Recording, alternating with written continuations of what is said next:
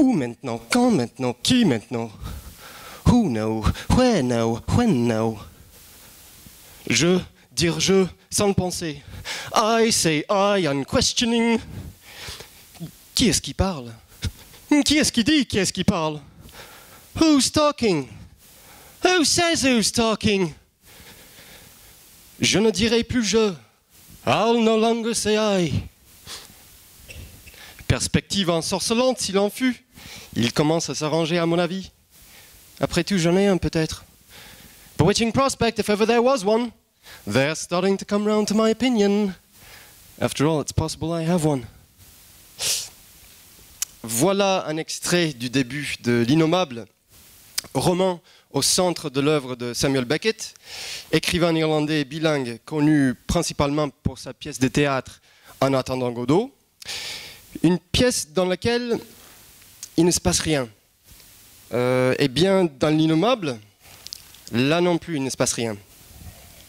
Bon, quand je dis il ne se passe rien, il se passe quand même quelque chose, du langage.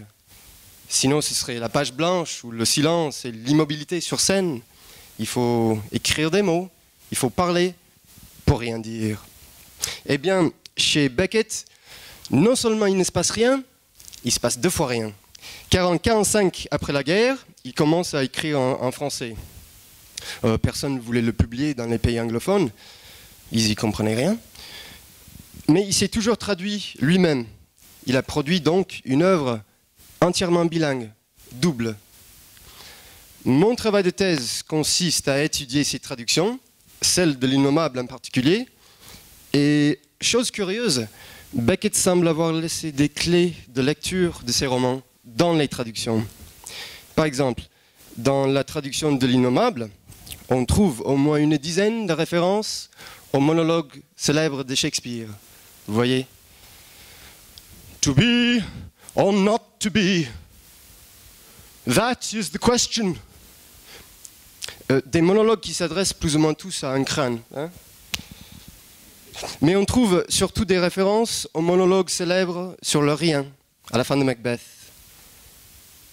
La vie n'est qu'une ombre qui passe, un acteur qui se pavane et s'agite sur le théâtre une heure, puis on n'entend plus. C'est un conte raconté par un idiot, avec beaucoup de bruit et de fureur, et qui ne signifie rien. J'essaie donc de montrer dans ma thèse que le rien, c'est quelque chose, et que depuis au moins 400 ans, les grands écrivains parlent effectivement de rien.